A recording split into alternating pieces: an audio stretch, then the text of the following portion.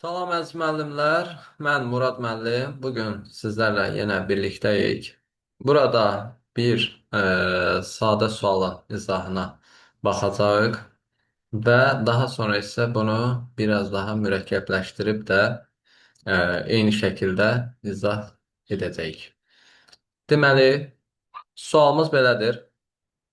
4800 nukleotiddən ibarət DNT molekulunda adenin plus timin, guanin plus sitozin. Bunların bir-birinə nisbəti verilib və 1-in 3-ə nisbətində olduğu deyilir.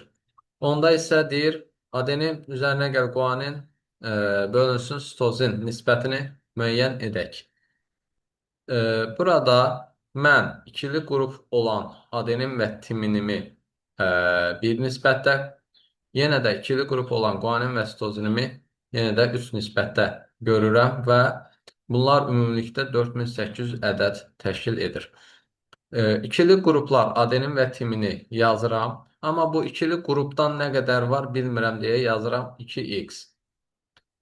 Digər ikili qrupdan yenə varımdır və adenin və timin ikili qrupundan 3 qat çox olduğuna görə yenə yazıram 2, yəni ikili qrup.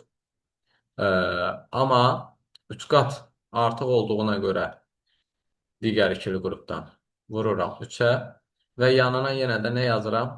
X yazmış oluram. Bunu bərabər edirəm nəyə? Həmin ümumi nukleotid sayına 4800-ə. Buradan 2x üzərinə gəl 6x, 8x bərabərdir 4800. X bərabərdir 600 olmuş olacaqdır. X 600-dürsə ikili qruplarımı x-i yerinə gətirib qoysam 2 vurulsun 600-dən deməli mənim 1200 dənə adenin və timin nukleotidi olduğumu bilmiş olacam. Burada adenin və timin hər biri 600 ədəd olmuş olacaqdır. Yerdə qalan, yəni 600, 600, 1200, 4800-dən 1200-ü çıxarkən çıx 1200, qalır nə qədərim? 3600. Burada guanin 1800, sitozin isə yenə də 1800 olmuş olacaqdır. Şərtdə isə sonda məndən soruşan nədir? Adenin plus guanin bölünsün sitozin. Yəni nə? 600 plus 1800 bölünsün nə? 1800-də.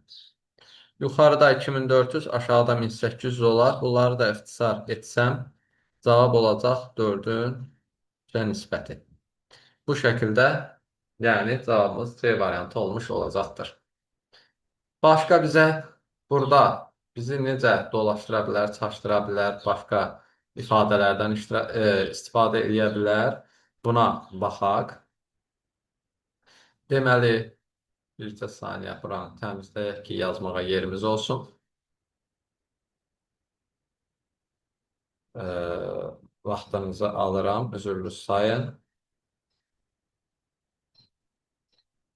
Aha. Başqa cür bizə nə deyə bilər? Məsəl üçün, adenin plus guanin deməz, deyər purin. Buraya sadəcə purin sözünü yazmış ola bilər. Və yaxud da burada 4800 nukleotiddən ibarət DNT molekulu deməz, deyər ki, 2400 nukleotiddən ibarət DNT zəncirində.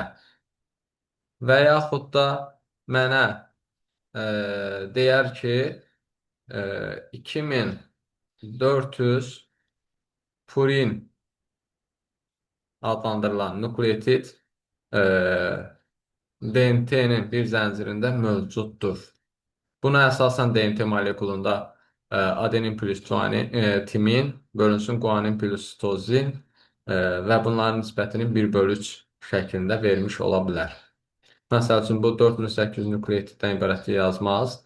Yazar ki, 2400 purin adlanan nukleotiddən ibarət DNT zəncirində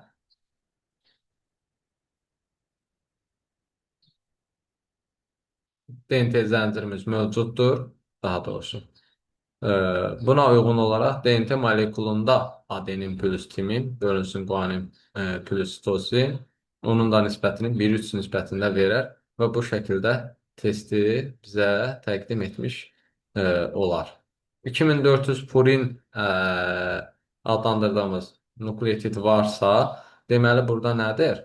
Adenin üzərinə gəl guanin bərabər imiş nəyə? 2400-ə. Bu zəncirdədirsə,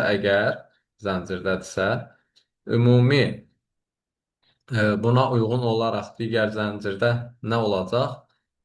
Timin plus tozin olacaq və bu nə olmuş olacaq?